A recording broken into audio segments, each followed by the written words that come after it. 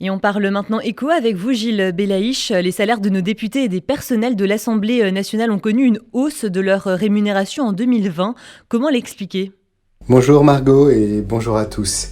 Effectivement, les rémunérations brutes moyennes des personnels de l'Assemblée nationale ont été évaluées à près de 8 000 euros mensuels.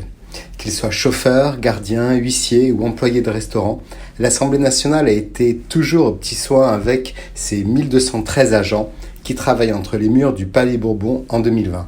Cette hausse a été révélée par la commission chargée de vérifier les comptes de l'institution qui souligne des rémunérations globalement élevées, c'est le moins qu'on puisse dire. Le salaire moyen des agents de l'Assemblée a atteint 7 743 euros par mois en 2020. Dans le détail, les 945 agents titulaires qui disposent tous du statut de fonctionnaire sont les plus choyés, avec une rémunération moyenne de 8 500 euros brut par mois. Ces revenus supplémentaires ont pour objectif de compenser un rythme de travail parfois atypique, il est vrai, qui s'aligne sur celui des députés avec les séances de nuit ou le week-end. Les charges de personnel ont atteint 173 millions d'euros environ en 2020, soit 33% des dépenses de fonctionnement de l'Assemblée nationale. Des chiffres assez stables au regard des années précédentes. Mais ça n'est pas tout.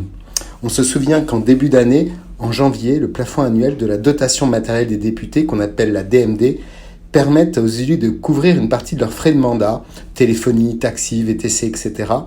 Et elle est passée, cette DMD, de 18 950 euros à 21 700 euros, une décision qui aurait provoqué des remous à l'Assemblée.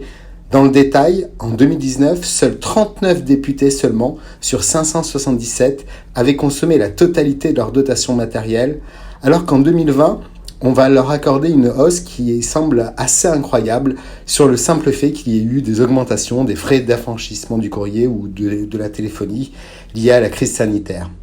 Bref, on ne comprend absolument pas pourquoi est-ce que tout d'un coup, les députés se sont penchés sur leur propre statut pour se voter encore des augmentations dans un contexte extrêmement difficile. Et alors cette hausse des rémunérations ne concerne pas uniquement l'Assemblée, nos ministres eux aussi coûtent cher, Gilles. Oui, en effet, Margot. Avec 43 membres, le Premier ministre inclus, le gouvernement Castex est le plus étoffé depuis 25 ans. La hausse vertigineuse du nombre de portefeuilles ministériels n'est pas sans conséquence sur les finances publiques. Il s'agit également du gouvernement dont les rémunérations cumulées des membres atteignent le niveau le plus élevé depuis Fillon, il y a 10 ans. L'addition a bondi de 30% depuis le précédent gouvernement d'Édouard Philippe, avec 30 membres seulement, dont 19 ministres et 10 secrétaires d'État.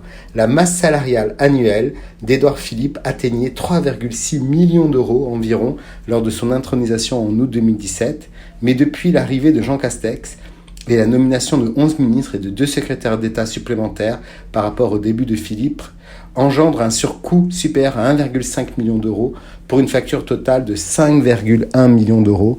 On a du mal à imaginer comment les politiques nous demandent de faire encore un effort alors qu'eux-mêmes s'octroient des petites gentillesses dans cette période un peu compliquée. Très bonne semaine à tous.